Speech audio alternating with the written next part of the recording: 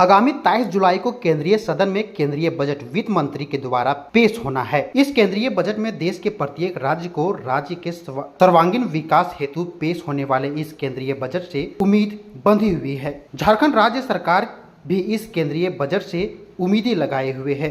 झारखंड के सत्ता पक्ष के विधायकों ने इस केंद्रीय बजट से उम्मीद पर अपनी प्रतिक्रिया व्यक्त की है। झारखंड के माले विधायक विनोद सिंह ने कहा कि केंद्रीय बजट की राशि बजट के माध्यम से भारत सरकार द्वारा देने की बात तो अलग, सर्वप्रथम विभिन्न कंपनियों द्वारा बकाया राशि को भुगतान अविलंब किया जाए। झारखंड भारत सरकार को चिंता है कि कोयला का खदानों की यहाँ से नीलामी क्यों नहीं हो रहा है, बाकी चीज़ों की खदानी नहीं हो, लेकिन झारखंड को चाहे रेल हो चाहे यातायात सुविधा हो, उसमें हमेशा फिसड्डी हुआ है। लगातार हमने देखा झारखंड में पोषण सखी जो है बंद कर दिया गया। झारखंड में अगर आप देखिएगा कि मुंबई तक जाने के लिए जो है एक रेगुलर प्रतिदिन चलने वाली ट्रेन नहीं है।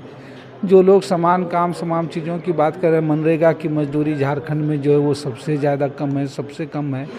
सरकार झारखंड को अपने हिस्से के अनुदान देने की बात तो छोड़ दीजिए, उसका बकाया भी खास करके जो PSU कंपनियां हैं उनका जो विभिन्न बकाया है वो उन देनों की दिशा में अग्रसर करे।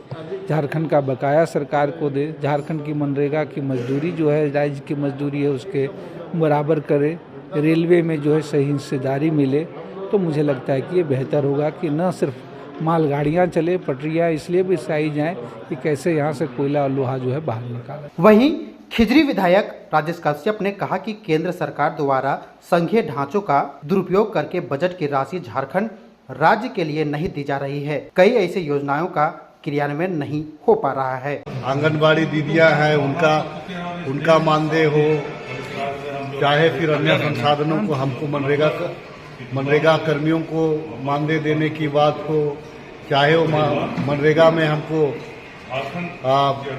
पेमेंट जो मनरेगा का जो मजदूरी है उसको देने की बात हो, कहाँ मिल रहा है? कहाँ से हमको केंद्र सरकार सहयोग कर रही है? वो तो हमारे साथ में उसको सौतेला नहीं बोलेंगे, उसमें भाई जुटता है या बहन जुटता है। इसको बोलेंगे कि संविधान को दरकिनार धत्ता बताते हुए जो संघीय ढांचा पे और संवैधानिक संस्थाओं का दुरुपयोग करते हुए हमको ये लोग नहीं दे रहे हैं, राज्य को नहीं दे रहे हैं। देखिए, कल भी उम्मीद नहीं थी जब ये लोग प्रधानमंत्री आवास, इंदिरा आवास था उसका नाम बदल करके प्रधानमंत्री आवास किया, उस पैसा को इन लोगों ने नहीं दिया।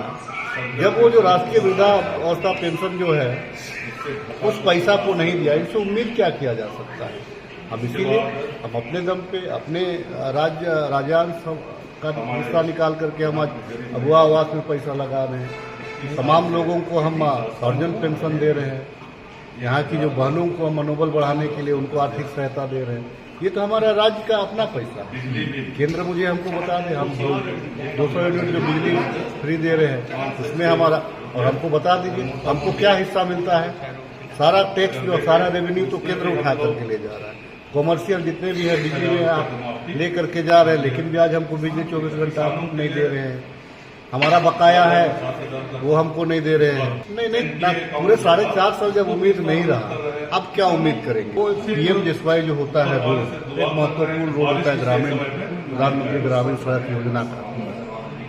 प्रधानमंत्री ग्रामीण सड़क योजना भी वो लोग फुलफिल नहीं कर पा रहे। लेकिन जनता, चूंकि सरकार हमारी है तो जनता को लगता है कि नहीं, ये राज्य सरकार पेमेंट नहीं दे रही है, क्योंकि राज्य से आपका संवेदक का चयन होता है, यहाँ से टेंडर होता है, तो जनता इस चीज को नहीं समझ सकती है कि राज्य कर रहा है, कि राज्य की मजबूरी है या केंद्र की मजबूरी। केंद्र नहीं दे रहा है लेकिन बदनाम राज्य को ये लोग करते हैं। तो क्योंकि ये लोग देखिए भूखल होते हैं, ये बोलने में ही माहिर होते हैं।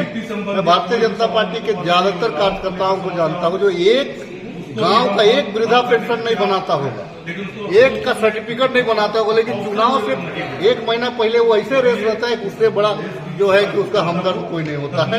वो भारतीय जनता पार्टी का यही नीति है। ये लोग बोलते रहेंगे कि हम तो देना चाह रहे हैं लेकिन वो लेना नहीं चाह रहे हैं। अब दीजिए ना भैया, कौन लेना? अपना पैसा कौन नहीं लेना चाहेगा? झारखंड मुक्ति मोर्चा के विधायक मथुरा प्रसाद महतो ने कहा कि केंद्र सरकार को झारखंड के हित के लिए ध्यान रखकर बजट पास करना चाहिए। केंद्र सरकार को उस अनुरूप यहाँ का बजट ज़्यादा होना चाहिए। देखिए बाढ़ पीड़ित जो आपदा है, तो आपदा में तो देश के विभिन्न प्रांत के बहुत सारे राज्य हैं ऐसा जो बाढ़ पीड़ित हो चाहे जो भी आपदा हो, उसमें लोग सहयोग करते हैं। और झारखंड सरकार भी इसमें सहयोग करती है। सकारात्मक हल हुआ है और हम समझते हैं कि बस एक आध घंटा में इसका निराकरण भी हो जाएगा और उनका आंदोलन समाप्त होगा। वहीं झारखंड मुक्ति मोर्चा के गिरिडीह विधायक ने कहा कि झारखंड के जायज मांगों को केंद्रीय बजट में समाहित होना चाहिए। चुनावी वर्ष है, सामने से देखिए। चुनाव में झारखंड की जनता ने अपनी भावनाओं को बड़े पुरजोर और मजबूत तरीके से अभिव्यक्त किया है। मेरा यह स्पष्ट मानना है कि झारखंड की जो जायज मांगे हैं वो इस केंद्रीय बजट में समाहित होनी चाहिए। 1,36,000 करोड़ का जो बकाया राज्य सरकार का केंद्र सरकार पर है, इस बजट में विशेष प्रावधान किए जाने चाहिए। अगर पड़ोसी राज्य बिहार को और आंध्र प्रदेश को देने की बात अगर चल रही है तो झारखंड अछूता नहीं रहना चाहिए। और अगर केंद्रीय बजट में झारखंड की उपेक्षा की जाती है तो निश्चित रूप से झारखंड की जनता भी इन बातों को गंभीरता से देख रही है और इसका माकूल जवाब आने वाले समय में मिलेगा। खबर स्तंभ।